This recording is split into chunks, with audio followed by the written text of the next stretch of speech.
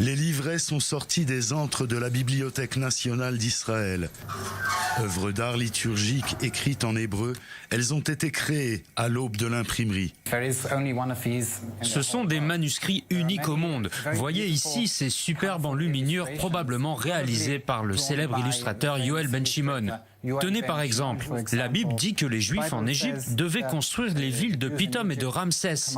Cela ne ressemble pas à l'Égypte ancienne, plutôt à l'Italie au XVe siècle.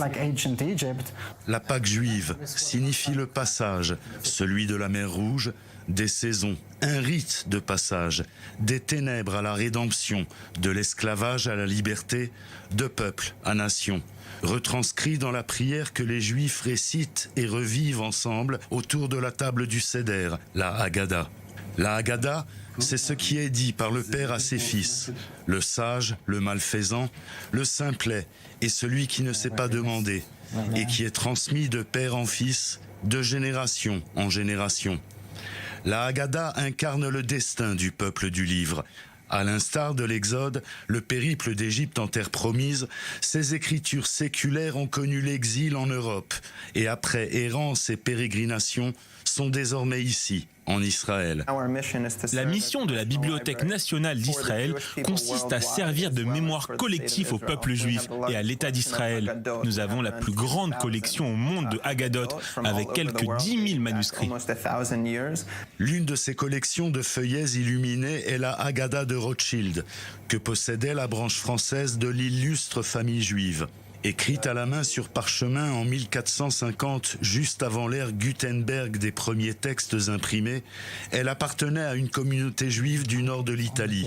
Volée par les nazis en France lors de l'occupation, retrouvée en Allemagne par un soldat américain, elle réapparaît après la guerre dans les rayons de la bibliothèque de l'université de Yale aux États-Unis, avant d'être donnée à la Bibliothèque nationale. 2 des 3 feuillets parcheminés manquants seront récupérés à des ventes aux enchères. Certaines enluminures sont osées, voire grivoises, mettant en scène des animaux douteusement cachers. D'autres, de nos jours, constitueraient un anathème. Ce sont les fameuses 10 plaies d'Égypte, la mort des premiers-nés. Vous voyez presque Dieu ici, hein? Oui, seulement son bras. Il est interdit de montrer même la main de Dieu. Oui, c'est vrai, certainement aucune forme, ni corps, bien sûr. La Haggadah de Prague de 1516 est l'un des plus vieux recueils imprimés. Ces fioritures gravées sur bois présagent l'art déco de 400 ans. D'autres, comme cette Haggadah retranscrite en latin et imprimée en 1512 à Francfort, servaient les érudits qui cultivaient une passion du judaïsme.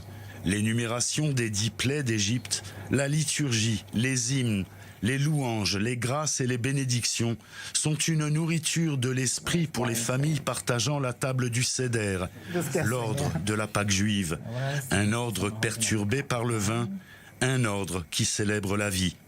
Les nourritures de l'esprit? Absolument. Nous pouvons discerner ici une bénédiction sur le vin. Alors quelqu'un a bu son vin et en aura probablement renversé sur la page. La Haggadah cache une mise en abîme, un fascicule de prière à l'intérieur d'un fascicule de prière, comme si elle était emprisonnée dans un jeu de miroir avec le temps. En quoi cette nuit diffère-t-elle des autres nuits? Demande le Père à ses fils durant le Seder. Pour ces livres de prière, la différence réside dans le fait que le vœu, l'an prochain à Jérusalem, écrit à la dernière page, soit exaucé.